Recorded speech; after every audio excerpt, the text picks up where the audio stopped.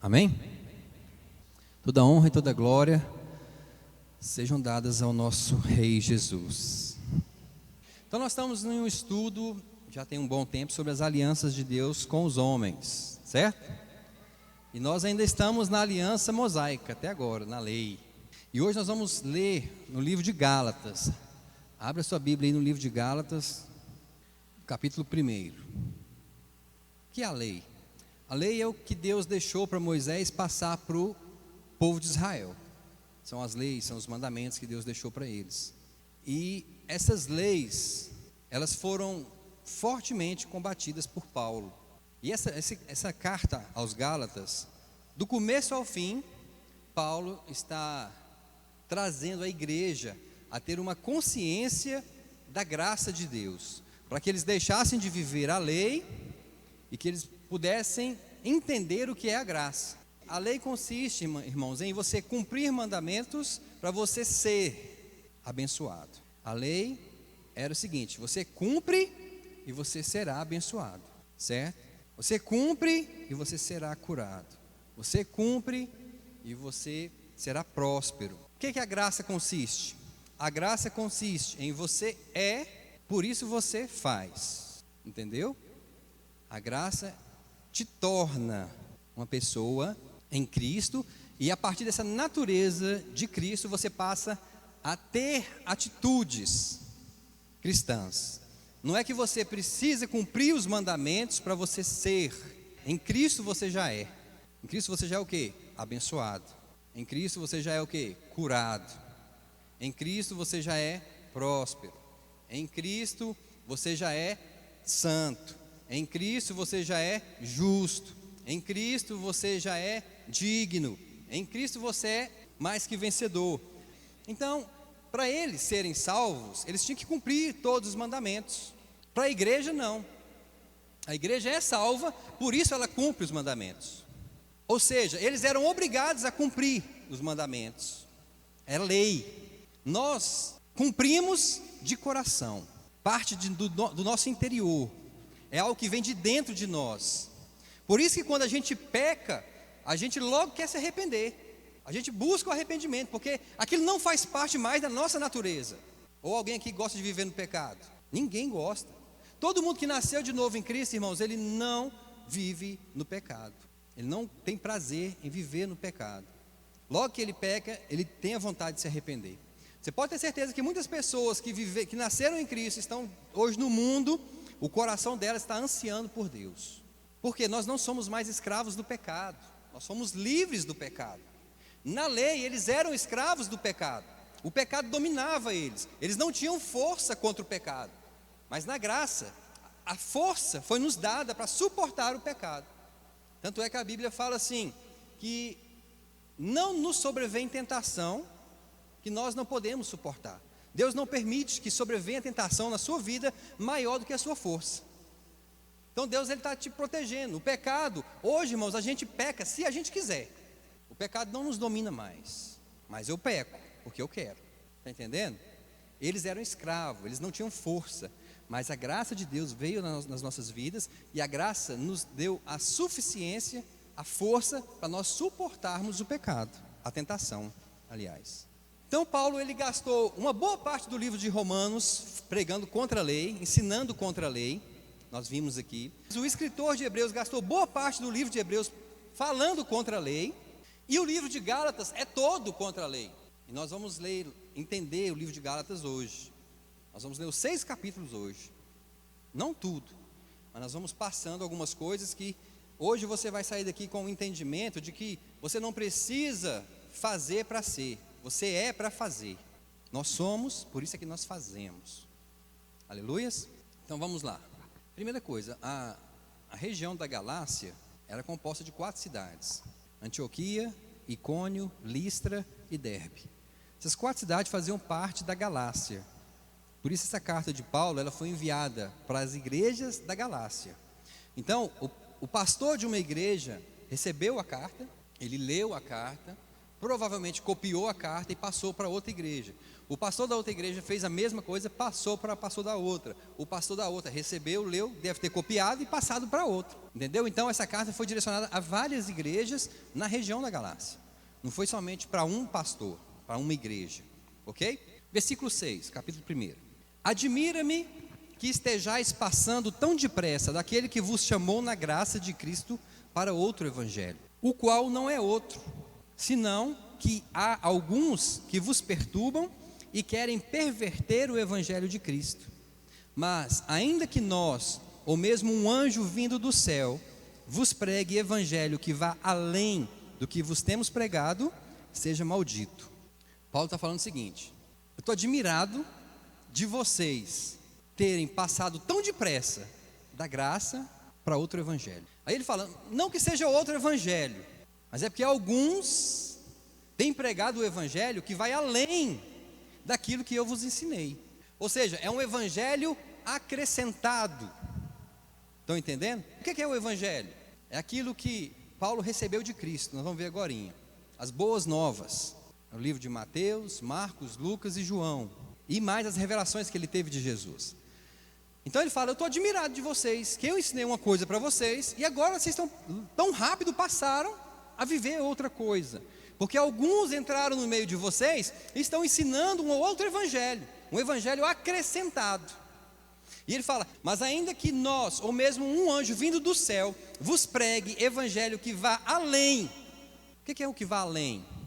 É algo que é acrescentado, um evangelho acrescentado. O que mais tem hoje nas igrejas, irmãos? Evangelho acrescentado. Ah, você é crente, mas você precisa comprar uma vassoura ungida. Ah, você é crente, mas você precisa comprar um lenço ungido, uma toalha ungida. Ah, você é crente, mas você precisa fazer uma campanha no monte. Irmãos, quantas vezes eu fui no monte? E creio que muitas pessoas aqui já foram muitas vezes no monte. E a gente ia para o monte, e a gente chegava lá, cantava uns hinos, fazia uma roda, a gente orava, recebia as profecias de Deus e vinha embora. No outro dia as pessoas falavam assim, o que você vai fazer amanhã à noite? Amanhã eu vou para o monte. A gente parecia que era mais espiritual, mais santo, porque a gente ia para o monte, quando não era. Quando aquilo que a gente fazia no monte, Deus recebia. Mas Deus recebe também o que a gente faz em casa, o que a gente faz na igreja, o que a gente faz em qualquer outro lugar. Você orar, irmão, não escandalize. Debaixo do seu chuveiro ou no monte, para Deus é a mesma coisa. Não estou desmerecendo o monte. Ah, não vou mais no monte. Não, pode ir. Entendeu? Não tem problema de ir no monte. Também não seja religioso. Não vou no monte. Não tem nada a ver. Não é o local. A mulher chegou em Jesus e falou assim, aonde é que se deve adorar a Deus? É no monte ou é em Jerusalém? E Jesus virou para ela e falou o quê? Chegará o tempo, e já chegou, em que os verdadeiros adoradores adorarão o Pai em espírito e em verdade. Não é o lugar, é o seu espírito de fato está adorando. Deus, irmãos, Ele não está atrás de adoração. Deus está atrás de adoradores. Amém? Mas um adorador adora. A adoração flui dele para Deus. Amém? Glória a Jesus. Então ele está falando do evangelho. Agora versículo 11. Faço-vos, porém, saber, irmãos, que o evangelho por mim anunciado não é segundo o homem. Porque eu não o recebi, nem o aprendi de homem algum, mas mediante revelação de Jesus Cristo. O evangelho que Paulo pregava, ele não recebeu de homem nenhum. Ninguém ensinou para Paulo. Foi o próprio Senhor Jesus. Então Paulo está falando aqui que do evangelho que ele ensinou, era um evangelho não aprendido por homens, mas aprendido diretamente de Jesus. E foi esse evangelho que ele anunciou. Agora abram em Atos 2:42. Atos 2, versículo 42. Olha assim, o título da minha Bíblia aqui fala assim, como viviam os convertidos.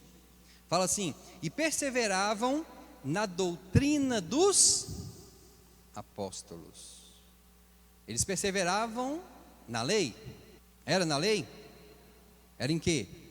Na doutrina dos apóstolos. O que os apóstolos aprenderam de Jesus, os apóstolos ensinaram para eles. E a igreja vivia segundo a doutrina dos apóstolos.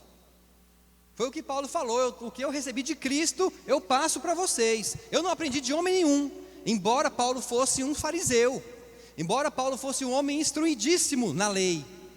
Ele fala que na idade que ele tinha, ele era mais sábio que muitos da lei. Mas ele não ensinou a lei. Ele ensinou que ele teve a revelação que ele teve de Cristo. Aí eu pergunto para vocês, irmãos, não é que eu estou querendo abolir o Velho Testamento, misericórdia, não estou falando isso. Lei não é Velho Testamento.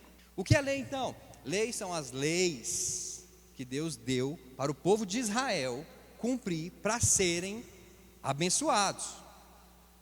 Não estou falando de Velho Testamento, não misturem as coisas, tá bom? O pastor falou que não precisa mais ler o Velho Testamento. Não estou dizendo isso. Estou falando que nós não precisamos praticar a lei para ser abençoados. Então Paulo falou que eu ensinei para vocês o que eu recebi de Cristo. É a mesma coisa que ele fala na Santa Ceia, né? Mesma coisa. Versículo 15. Quando, porém, ao que me separou antes de eu nascer e me chamou pela sua graça, aprouve revelar seu Filho em mim, para que eu o pregasse entre os gentios, sem detença. Não consultei carne e sangue, nem subi a Jerusalém para os que já eram apóstolos antes de mim, mas parti para as regiões da Arábia e voltei outra vez para Damasco. Então, quando Paulo ele recebe a revelação de Cristo, do Evangelho, ele não vai para Jerusalém perguntar aos apóstolos. Ele não vai para Jerusalém, mas ele passa a pregar o Evangelho. Aí ele fala aqui no versículo 18: decorridos 3 anos, ou seja, após 3 anos que eu recebi a revelação de Cristo, então subi a Jerusalém para avistar-me com Cefas. Cefas é Pedro. E permaneci com ele 15 dias. E não vi outro dos apóstolos, senão Tiago, o irmão do Senhor. Capítulo 2, versículo 1. 14 anos depois, subi outra vez para Jerusalém com Barnabé, levando também a Tito. Subi em obediência a uma revelação, e lhes expus o evangelho que prego entre os gentios. Então, 14 anos depois, Paulo voltou para Jerusalém e expôs o evangelho que ele estava pregando. Ele falou: olha, o evangelho que eu estou pregando é assim, assim e assado. Ele falou para quem? Para os chefes da igreja, para os apóstolos, para aqueles que eram já antes dele, mas em particular aos que pareciam de maior influência, para de algum modo não correr ou ter corrido em vão. Contudo, nem mesmo Tito, que estava comigo, sendo grego, foi constrangido a circuncidar-se. Ou seja, ninguém pediu para que eles se circuncidassem. E isto por causa dos falsos irmãos que se entremeteram com o fim de espreitar a nossa liberdade. Ou seja, alguns irmãos foram lá e perguntaram: vocês são circuncidados? A nossa liberdade que temos em Cristo Jesus, e reduzir-nos à escravidão, aos quais nem ainda por uma hora nos submetemos, para que a verdade do evangelho permanecesse entre vós. Então ele falou assim que por nenhuma hora ele se submeteu à doutrina da circuncisão, ainda que alguns tivessem tentado, mas ele e Tito não se submeteram. Para quê? Para que a verdade do evangelho permanecesse. Já pensou se Paulo e Tito tivessem aceitado?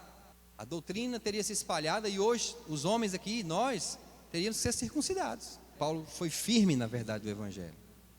Ele não deixou que aqueles homens o constrangessem a circuncidar-se. Embora Paulo já fosse, porque ele já era judeu. Mas Tito não. Versículo 6. E quanto àqueles que pareciam ser de maior influência, olha só o que ele fala agora: aqueles que pareciam ser de maior influência, quais tenham sido outrora, não me interessa. Deus não aceita a aparência do homem. Esses, digo, que me pareciam ser alguma coisa, nada me acrescentaram.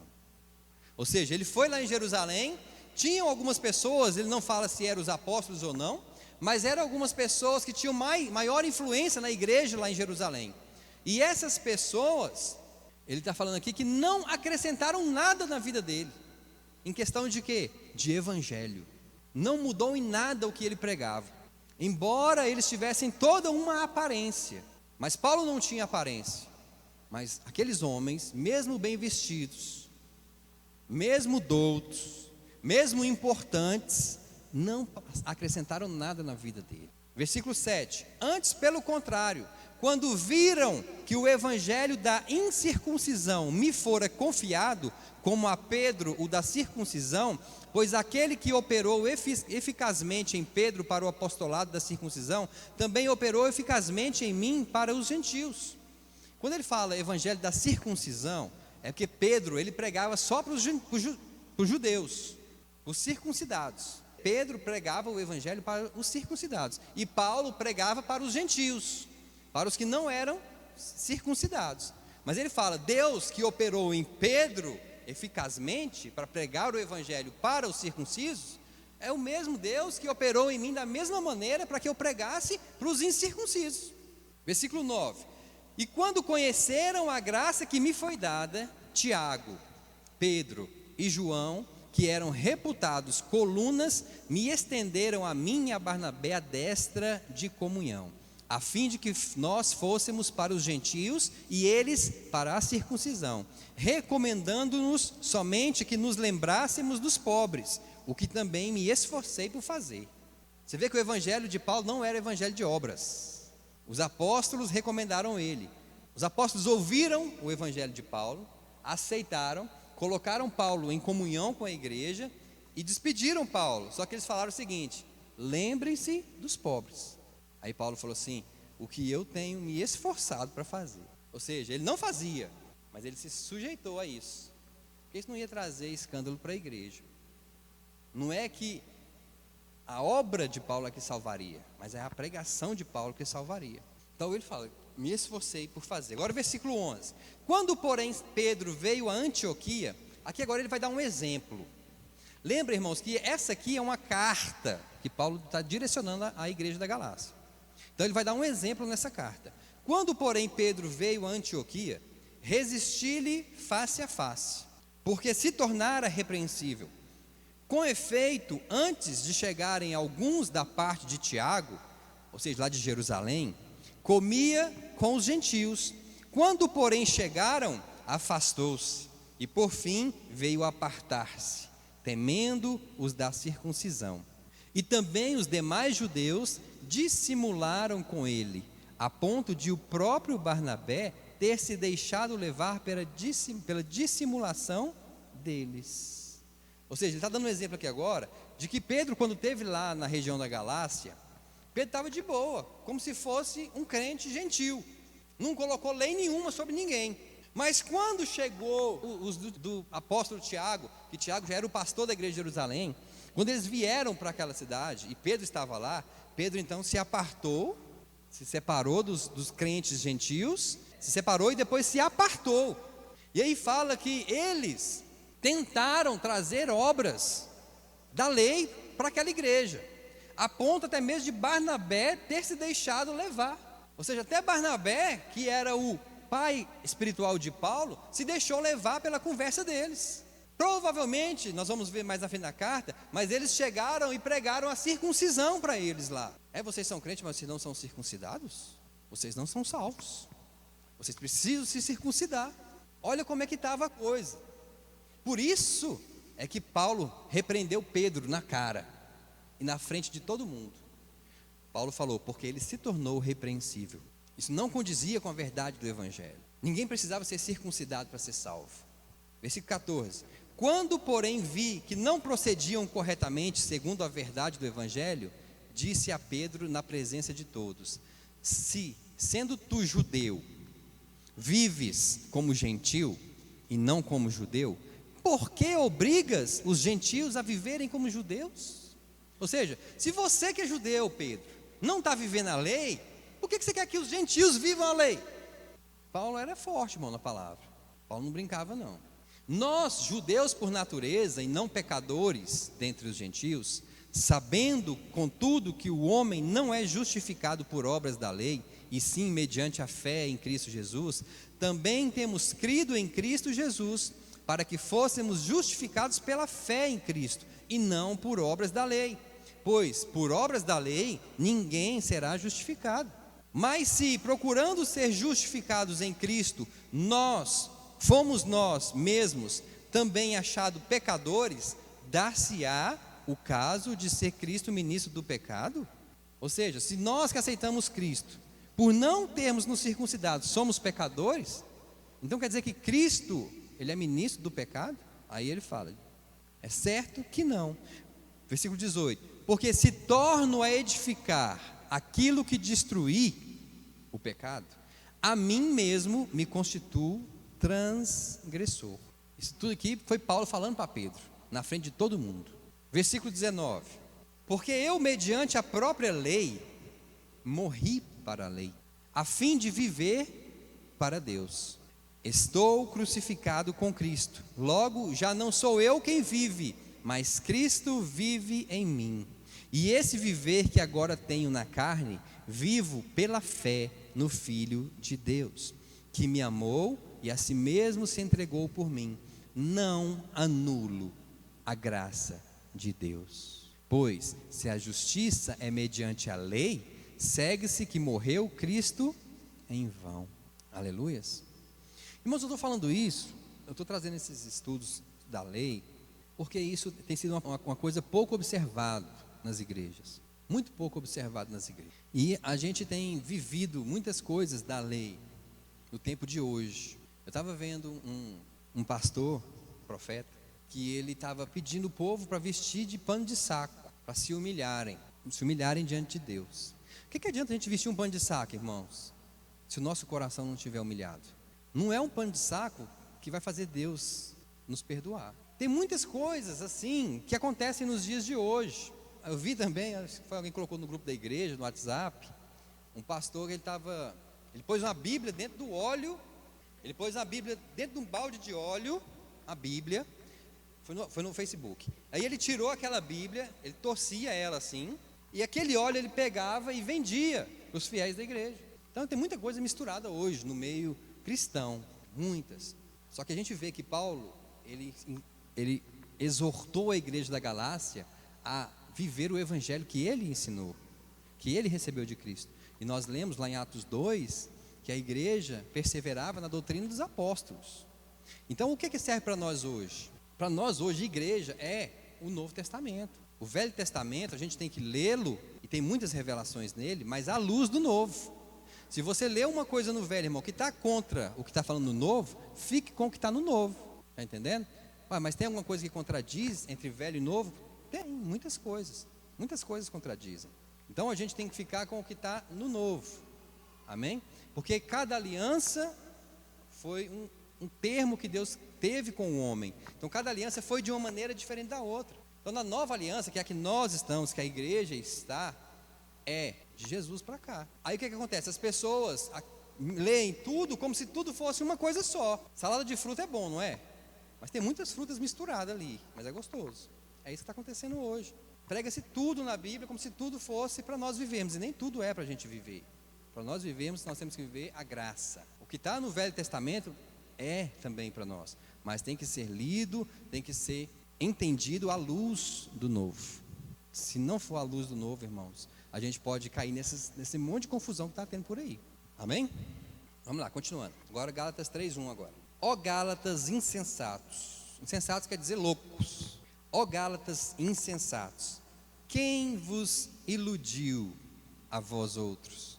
Ante cujos olhos foi Jesus Cristo exposto como crucificado?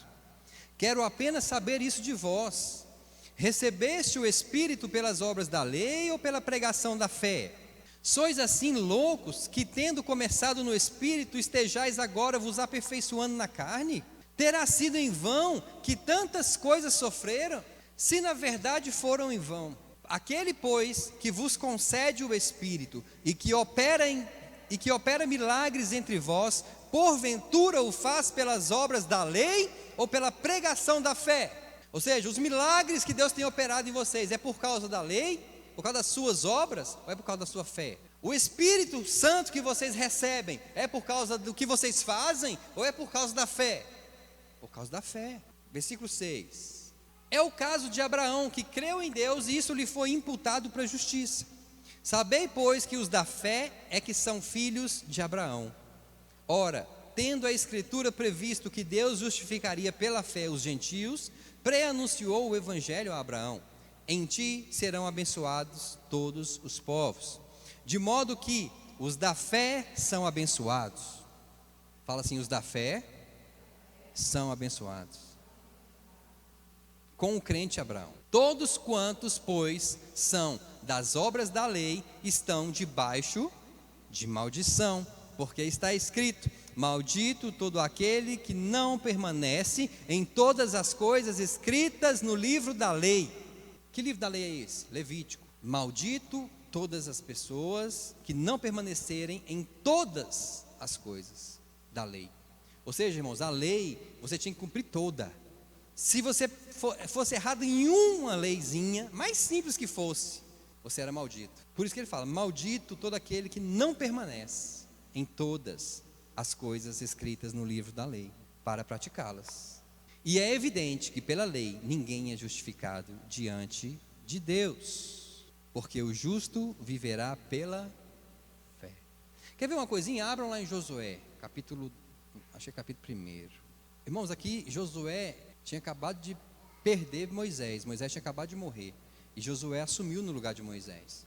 E aí Deus fala para ele no versículo 7, Josué 1:7: tão somente ser forte e muito corajoso, para teres o cuidado de fazer segundo toda a lei. Está vendo?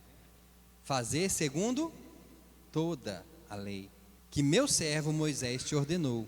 Dela não te desvies, nem para a direita, nem para a esquerda, para que sejas bem-sucedido por onde quer que andares. Aí ele fala no versículo 8: não cesses de falar desse livro da lei, antes medita nele dia e noite, para que tenhas cuidado de fazer segundo tudo. Irmão, tinha que ser tudo. Fazer segundo tudo quanto nele está escrito. Então farás prosperar o teu caminho e serás bem sucedido. Está vendo como é que era a lei? Era fácil cumprir a lei? Não. Só Cristo conseguiu cumprir a lei. Homem nenhum conseguiu. Porque tinha que cumprir tudo. Para ser próspero, para ser abençoado, para ser bem sucedido, tinha que cumprir tudo. Vamos voltar no livro de Gálatas, capítulo 3, versículo 12. Ora, a lei não procede de fé, mas aquele que observar os seus preceitos, por eles viverá. Gálatas 12. Desculpa. Agora 13. Cristo nos resgatou da maldição da lei, fazendo-se Ele próprio maldição em nosso lugar, porque está escrito: maldito todo aquele que for pendurado em madeiro. Mas, para que a bênção de Abraão chegasse aos gentios em Jesus Cristo, a fim de que recebêssemos pela fé o Espírito prometido. Então Cristo, Ele nos resgatou da maldição da lei.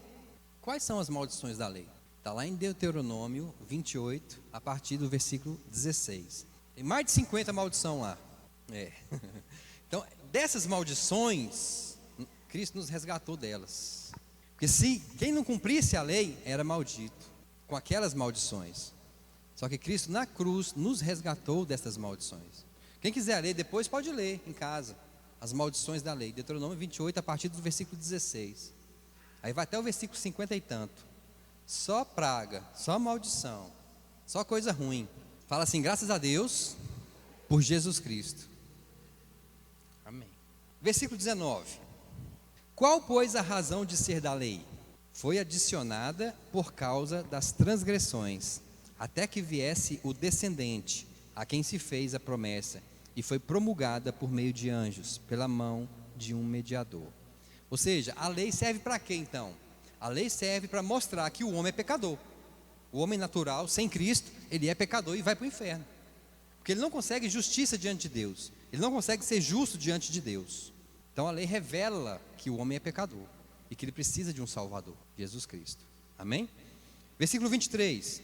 Mas, antes que viesse a fé, estávamos sob a tutela da lei, e nela estávamos encerrados, para essa fé que de futuro haveria de revelar-se. De maneira que a lei nos serviu de aio para nos conduzir a Cristo. É isso que eu acabei de falar. O homem entende que é pecador e que ele não consegue, ele precisa de um Salvador. Então a lei serviu de aio. Aio significa professor, mestre. A lei nos serviu de mestre para nos conduzir a Cristo, a fim de que fôssemos justificados por fé. Mas tendo vindo a fé, já não permanecemos subordinados à lei. Pois todos vós sois filhos de Deus mediante a fé em Cristo Jesus. porque todos quanto fostes batizados em Cristo, de Cristo, vos revestistes. Dessarte, não pode haver judeu, nem grego, nem escravo, nem liberto, nem homem, nem mulher, porque todos vós sois um em Cristo Jesus. Então, irmãos, aquele negócio que mulher não pode fazer isso na igreja, mulher não pode fazer aquilo na igreja, está certo? Se aqui ele está falando que não existe para Cristo homem nem mulher, todos somos um. Não existe livre e nem escravo. Não existe aqui, irmão, na igreja, eu sou o presidente da república, eu sou um catador de lixo. Para Deus, somos todos um, somos todos iguais, homens e mulheres, jovens e velhos, quem ganha muito, quem ganha pouco, somos todos iguais para Cristo, não tem distinção. Foi bom ou não foi? Maravilhoso, até mesmo para os homens, né? Porque se a pessoa só os homens faziam tudo na igreja, graças a Deus que as mulheres hoje fazem muito mais que os homens. Capítulo 4, versículo 1. Digo, pois, que durante o tempo em que o herdeiro é menor, em nada difere de escravo, posto que é ele senhor de tudo. Ele está falando aqui dos judeus, que enquanto os judeus estavam na lei, eles nada eram diferentes dos escravos, porque eles ainda eram menor. Mas está sob tutores e curadores, até ao tempo predeterminado. Havia um tempo predeterminado pelo Pai. Que tempo é esse? A graça, o derramado do Espírito Santo. Assim também nós, quando éramos menores, estávamos servilmente sujeitos aos rudimentos do mundo, vindo, porém, à plenitude do tempo. Olha só, irmãos, você está vivendo na plenitude do tempo. Então para de falar assim, como eu queria viver naquela época de Davi. Não, irmão, hoje o seu tempo é muito melhor do que o tempo de Davi. Hoje você vive na plenitude dos tempos. Deus enviou o seu Filho, nascido de mulher, nascido sob a lei, para resgatar os que estavam sob a lei, a fim de que recebêssemos a adoção de filhos. E porque vós sois filhos, enviou Deus ao nosso coração o Espírito do seu Filho, que clama, Abba, Pai. De sorte que já não és escravo, porém, filho. Fala assim, eu não sou mais escravo, eu sou filho. Eu não sou mais servo, eu sou filho. Mas eu sou um filho que serve. A gente serve, irmãos, não porque somos servos, mas porque somos filhos. E sendo filho, também herdeiro por Deus. Versículo 8. Outrora, porém, não conhecendo a Deus, servíeis a deuses que por natureza não são. Mas agora que conheceis a Deus, ou antes sendo conhecidos por Deus, como estáis voltando outra vez aos rudimentos fracos e pobres, aos quais de novo quereis ainda escravizar-vos? Guardais dias e meses e tempos e anos, receio de vós tenha eu trabalhado em vão para convosco. Ou seja, vocês estão querendo guardar dia, gente, querendo guardar ano. Para com isso. Como é que vocês querem voltar para os rudimentos fracos e pobres? Paulo está falando, irmão, que as coisas da lei eram fracas e pobres. Aí ele fala, no versículo 11, receio que tenha eu trabalhado em vão. Ou seja, que eu tenha ensinado vocês em vão, que vocês estão fazendo tudo o contrário do que eu ensinei. Versículo 21, dizei-me vós, o que quereis estar sob a lei? Acaso não ouves a lei? Pois está escrito que Abraão teve 2 filhos, um de uma mulher escrava e outro da livre. Mas o da escrava nasceu segundo a carne, o da livre mediante a promessa. E estas coisas são alegóricas, porque estas mulheres são 2 alianças. Uma, na verdade, se refere ao Monte Sinai, as leis que Deus deu para Moisés no Monte Sinai, que gera para a escravidão. Esta é Agar. Ora, Agar é o Monte Sinai na Arábia e corresponde a Jerusalém atual. Ele falando que a Jerusalém atual ainda era escrava, que está em escravidão com seus filhos, mas a Jerusalém lá de cima é livre, a qual é nossa mãe, porque está escrito: alegra-te, ó estéril, que não dás à luz, exulta e clama, tu que não estás de parto, porque são mais numerosos os filhos da abandonada que os da que tem marido. Vós, porém, irmãos, sois filhos da promessa, como Isaque, Como, porém, outrora, o que nascera segundo a carne perseguia o que nasceu segundo o Espírito, assim também agora, contudo, o que diz a Escritura: lança fora a escrava e seu filho, porque de modo algum o filho da escrava será herdeiro com o filho da livre. E assim, irmãos, somos filhos não da escrava, e sim da livre. O que Paulo está querendo dizer aqui? Que nós, irmãos, podemos ter dois tipos de obras. Uma, segundo a lei, eu faço para ser. E outra, segundo a graça, eu faço porque sou. Mas ele fala, a obra da lei que você faz para ser, você precisa mandar embora. Você precisa abandonar. Abraão não teve que mandar o filho dele embora, o filho segundo a carne, Ismael. Não pegou Ismael e a mulher e falou: olha, tchau, eu vou viver a promessa de Deus, que era Isaac. Irmãos, viva segundo a fé, viva segundo a promessa. Não viva no esforço da sua carne. Não queira você fazer para merecer alguma coisa de Deus. Eu vou fazer alguma coisa, algum sacrifício para eu merecer as bênçãos de Deus. Quantas vezes, irmãos, eu não já pensei assim, de fazer as coisas para merecer? Está errado. Eu tenho que fazer de coração, não esperando nada em troca, mas porque eu sou filho dele, em obediência a ele. Porque é melhor obedecer, irmão, do que sacrificar. Então chuta fora, irmão, toda a obra da carne. Capítulo 5. Para a liberdade foi que Cristo nos libertou. Esse versículo aqui, irmãos, é tremendo. Para a liberdade foi que Cristo nos libertou. Permanecei, pois, firmes, e não vos submetais de novo a jugo de escravidão. Eu, Paulo, vos digo que, se vos deixar de circuncidar, Cristo de nada vos aproveitará. De novo testifico a todo homem que se deixa circuncidar, que está obrigado a guardar a lei, toda a lei, aliás. De Cristo vos desligastes, vós que procurais justificar-vos na lei da graça, decaístes. Versículo 7. Vós corrieis bem, ou seja, vocês estavam indo bem.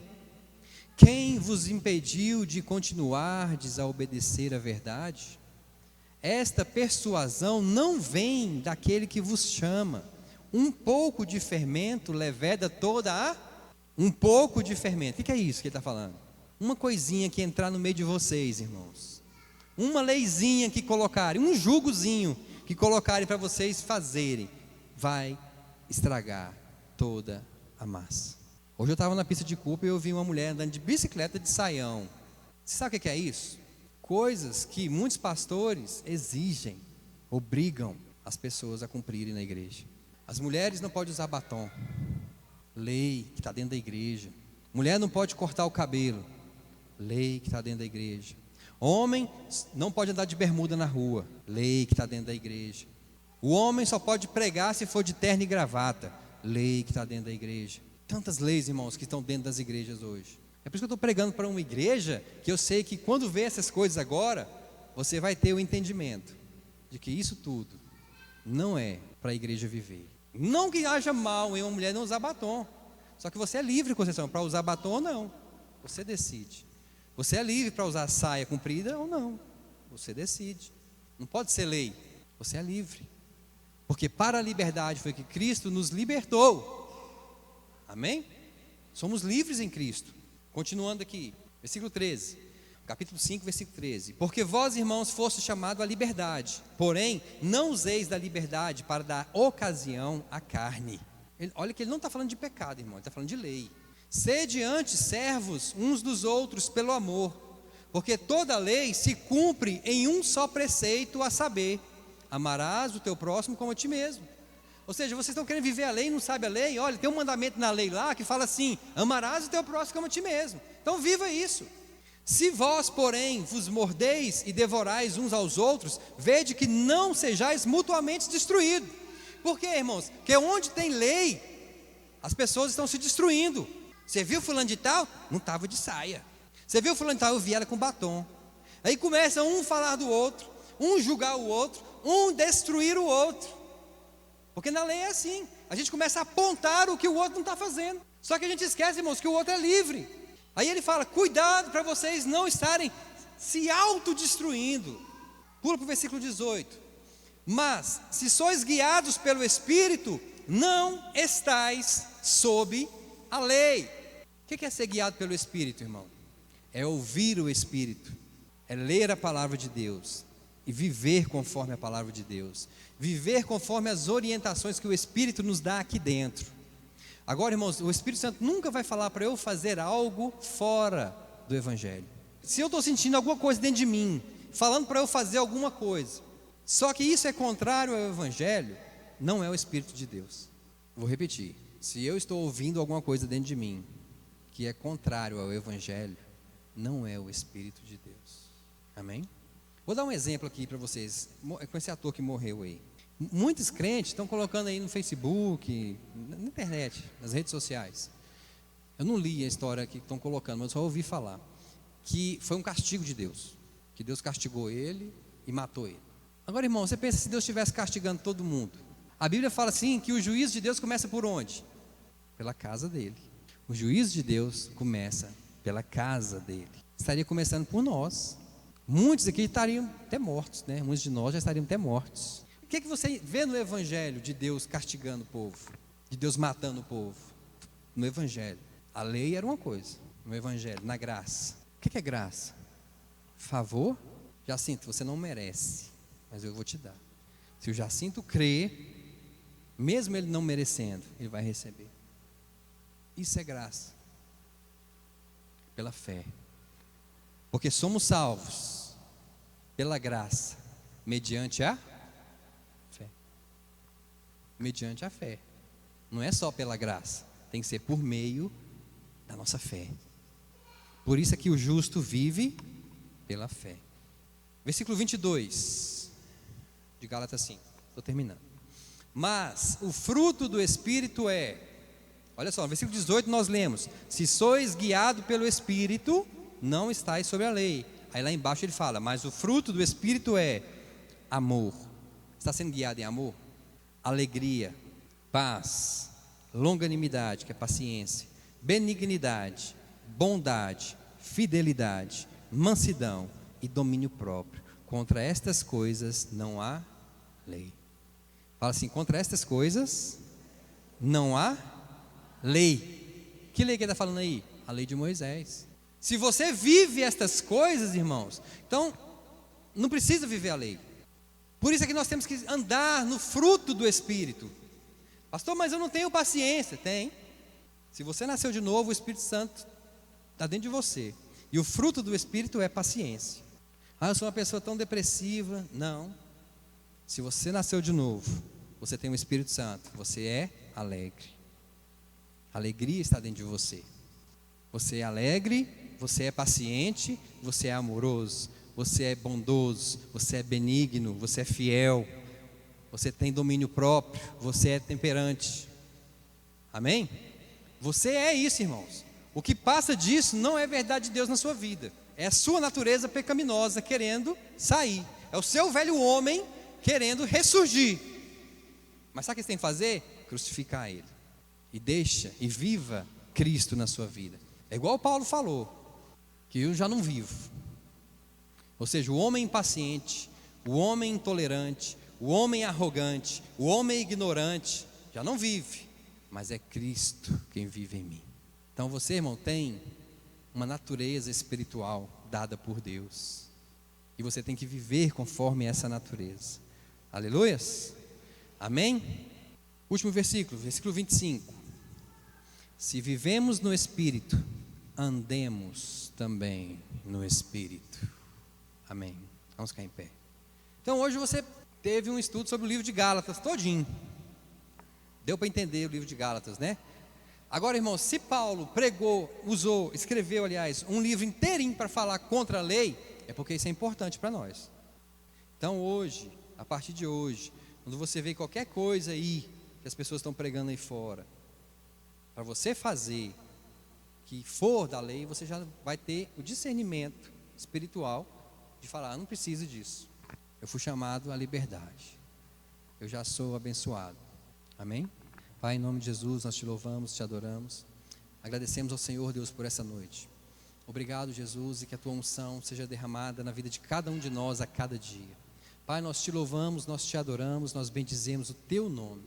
Que a Tua palavra, Deus, que foi implantada em nossas vidas, possa frutificar.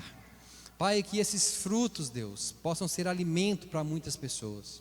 Sim, Deus, nós te louvamos, nós te adoramos nessa noite, te agradecemos e engrandecemos o Teu nome, por tudo o que o Senhor fez por nós. Obrigado, Jesus, pelo Teu sacrifício na cruz, pela graça que foi derramada nas nossas vidas. Obrigado pelo Teu amor que foi derramado em nossos corações. Obrigado pela alegria que está nas nossas vidas. Pai, em nome de Jesus, nós te louvamos, nós te adoramos e te bendizemos. Amém.